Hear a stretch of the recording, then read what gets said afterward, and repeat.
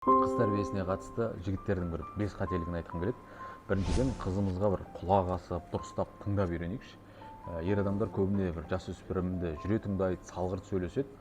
Рас, бір үлкен адам үшін титтей қыздың әңгімесі, бір балабақшадағы оқиға, немесе бір мектептегі момент қызықсыз шығар, бірақ ол сіздің қызыңыз үшін маңызды емес па?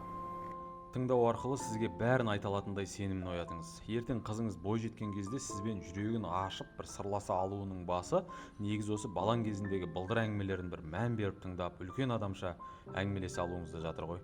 Екіншіден, қызыңыздың көзқарастарын сұрайсыз ба?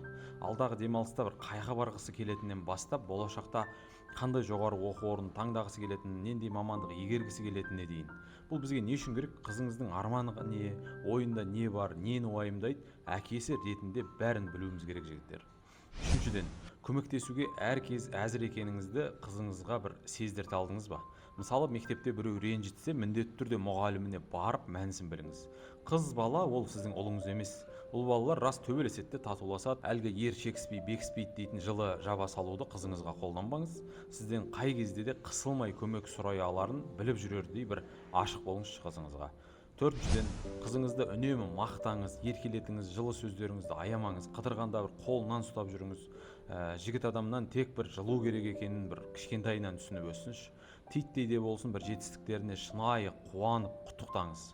Мектептегі жақсы бағасы болар, әлгі бір саз балшықтан жасаған гүлі болар, мақтаңыз. Қызыңыз сізбен, яғни әкесімен бір толқында, бір волнада өмір сүріп жүргенін жүрегімен сезініп бой жетсінші. Бесіншіден, бір қызымыздың көзінше әйелімізбен дөрекі сөйлеспейікші жігіттер. Керісінше бір комплимент айтыңыз, махаббатыңызды аңғартыңыз, үй ішіндегі бір майда істерде әйеліңіздің айтқанын орындай салыңыз. Себебі қызыңыздың болашақ отбасылық өмірінің іргетасы осы сіз екеуіңізге қарап қалыптасады, жігіттер. Бары бірақ осы бесеу екен деп қалмаңыздар. Келесі рилста кездескенше.